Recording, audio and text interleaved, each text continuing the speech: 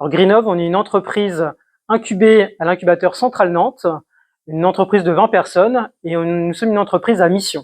Et notre mission, c'est d'innover pour protéger l'environnement maritime.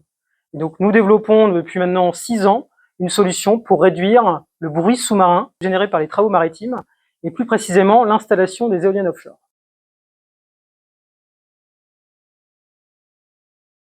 Greenov, finalement, dans son ADN, participe depuis sa création à des projets européens. Donc, premièrement, on a eu la chance de gagner un projet LIFE qui nous a permis vraiment de développer notre produit et de l'amener jusqu'à une phase de démonstration qu'on a réalisé tout récemment dans le port de Saint-Nazaire. On a pu réaliser la première démonstration du SubSequiter, le nom de notre solution de réduction du bruit.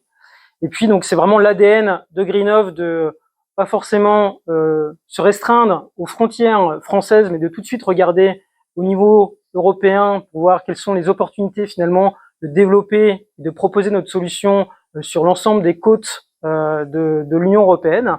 Et donc dans ce cadre-là, nous avons pu participer à plusieurs projets, à plusieurs guichets de financement, que ce soit le FEDER, mais également l'EIC Accélérateur, qui pour nous a vraiment été un coup d'accélérateur. Donc on l'a gagné fin 2022 pour un montant de 2,4 millions d'euros.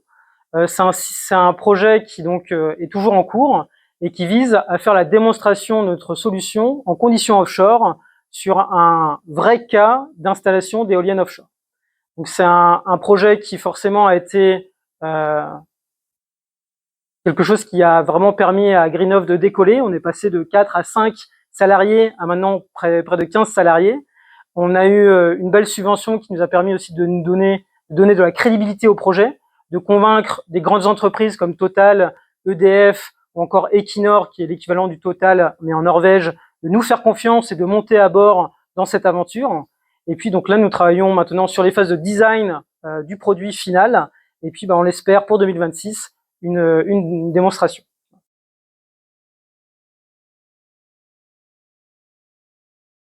Nous avons pu le gagner grâce à des soutiens très importants de l'incubateur, de la région Pays de la Loire, du réseau Atlampol, et voilà, du pôle mer Bretagne Méditerranée, et puis du réseau Entreprise Europe, qui vraiment nous a permis vraiment de nous aider à préparer à la fois tout ce dossier et puis surtout l'oral, qui est un enjeu assez important pour l'OIC.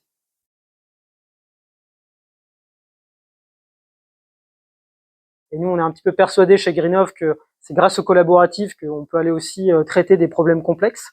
Pour autant, si vous n'êtes pas habitué à monter ce type de dossier, voilà, moi je peux vous conseiller déjà de vous rapprocher de structures spécialisées qui peuvent justement vous accompagner dans ce montage de dossier, vous conseiller, vous challenger aussi. Également, bien sûr, prendre le temps d'avoir une personne finalement presque dédiée à ces dossiers, qui prennent finalement du temps pour monter ces dossiers. Ça ne sera pas du temps perdu. C'est des moments un peu cruciaux aussi dans la vie d'une entreprise pour poser ses idées, pour voilà, vraiment formaliser une ambition. Et donc, il faut le voir aussi comme un investissement en temps, mais qui peut être après bénéfique pour des phases ultérieures, pour convaincre des investisseurs, des partenaires de rejoindre l'aventure.